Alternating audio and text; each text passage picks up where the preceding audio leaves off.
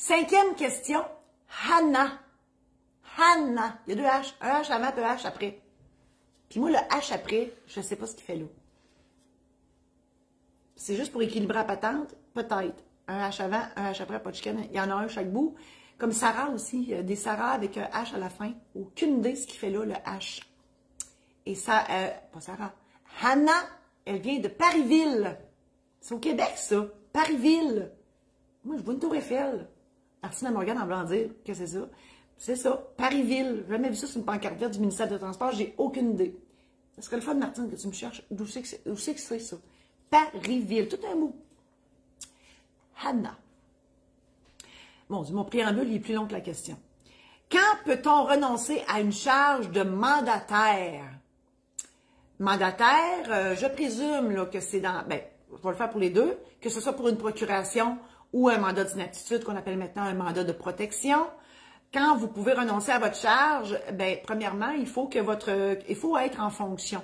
Vous ne pouvez pas renoncer avant que le document soit en vigueur. Donc, je répète la différence entre une procuration. C'est où, Martine? Bécancour.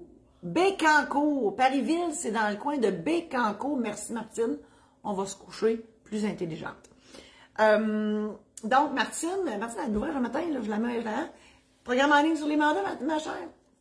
Martine va vous mettre le programme en ligne sur les mandats qui explique en long et en large et en travers en quoi ça consiste, un mandat et procuration et tout ça.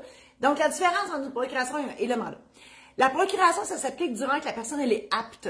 Donc, si X fait une procuration et il vous nomme Hannah mandataire, ben ça s'applique maintenant. OK? Du moment où il vous la donne dans les mains, ben, en vous la donnant dans les mains, ça dit que vous pouvez faire ce qu'il y a décrit là-dedans.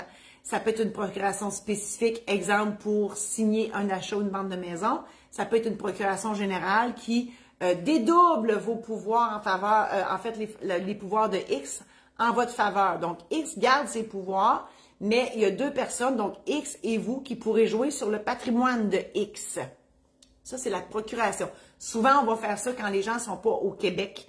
Quand les gens vont travailler ailleurs qu'au Québec et qu'il y a des opérations à faire ici sur son patrimoine, ou une personne âgée qui est plus capable de se déplacer, puis que ça ne tente pas de parler à l'impôt, puis etc. Donc, mais elle a toute sa tête. OK? Bien important, la personne, le mandant, donc ici, c'est X, le mandant, doit être apte à dédoubler ses pouvoirs.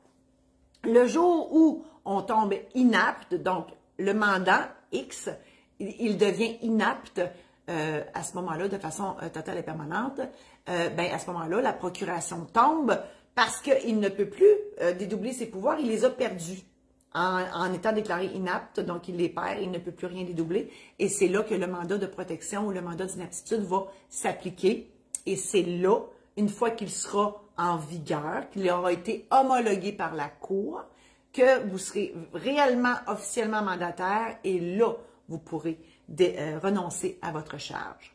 Si le mandat n'est pas fait, donc si X vous a parlé de peut-être que, vous pouvez très bien lui dire X, fâche-toi pas, prends les pas personnels, mais ça ne me tente pas. Vous êtes mieux de le dire tout de suite, comme ça, X va pouvoir songer à d'autres personnes comme mandataire. Voilà. Donc, je vous invite à partager cette chronique avec vos amis Facebook. Je vous invite aussi à consulter mon site internet marie-josée-saint-laurent.com où tous mes produits et services sont là. Et l'autre site, c'est la maison d'édition saint-laurent.com pour d'autres ouvrages que j'ai faits. Alors, merci infiniment à vous. Bonne fin de journée. À la semaine prochaine.